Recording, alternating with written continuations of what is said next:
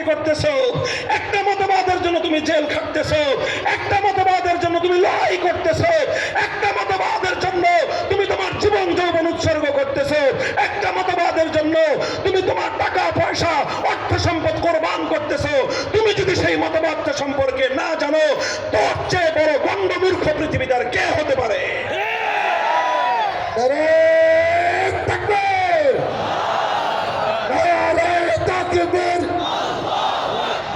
ইসলাম ইসলাম তন্ত্রমন্ত্রের দিন শেষ, খেলাফতের বাংলাদেশ।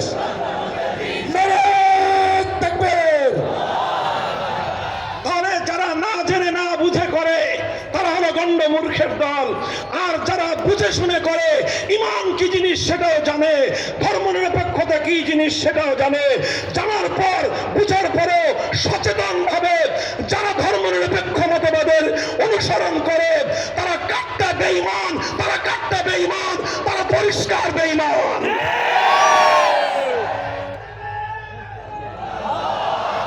সুতরাং আমি লিখিত ফতোয়া দিতে পারবো, পরিষ্কার বলতেছি যে ধর্মনিরপেক্ষ মতবাদের অনুসরণ যারা করে, এদের মধ্যে যারা নিজেদেরকে মুসলমান বলে পরিচয় দেয়, এরা দুই অবস্থা থেকে খালি নয়। হয় সহজ যেটা বলি, হয় গণ্ডমূর্খের দল, নইলে বেঈমানের দল। 3 নম্বর কোন মানুষ মুসলমান হয়ে ধর্মনিরপেক্ষ মতবাদের অনুসারী হতে পারে না। এরপরে আমার মূল্যায়ন বলি, আমার মূল্যায়ন, আমার দেশের আওয়ামী লীগ বিএনপির যারা আছে, এদের মধ্যে শতকরা 99% প্রথম শ্রেণীর।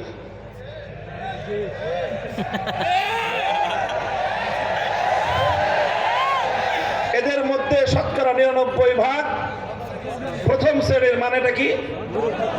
গণ্ডমূর্খের দল না হলে মুসলমান হয়ে ঈমান গ্রহণ করে আওয়ামী লীগ বিএনপির রাজনীতি করতে পারতো না।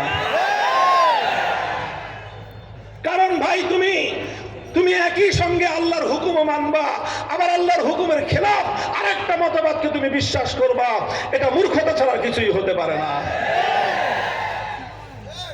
এটাই হলো সাধারণ।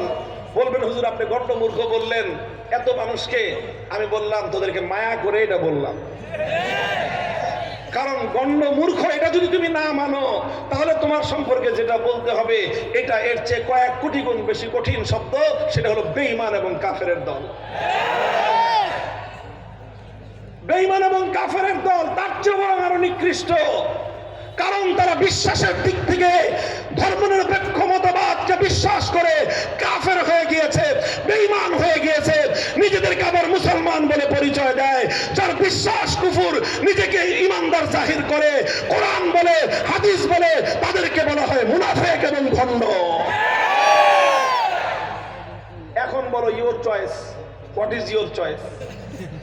তুমি কোনটা? তোমারটা তুমি বলো।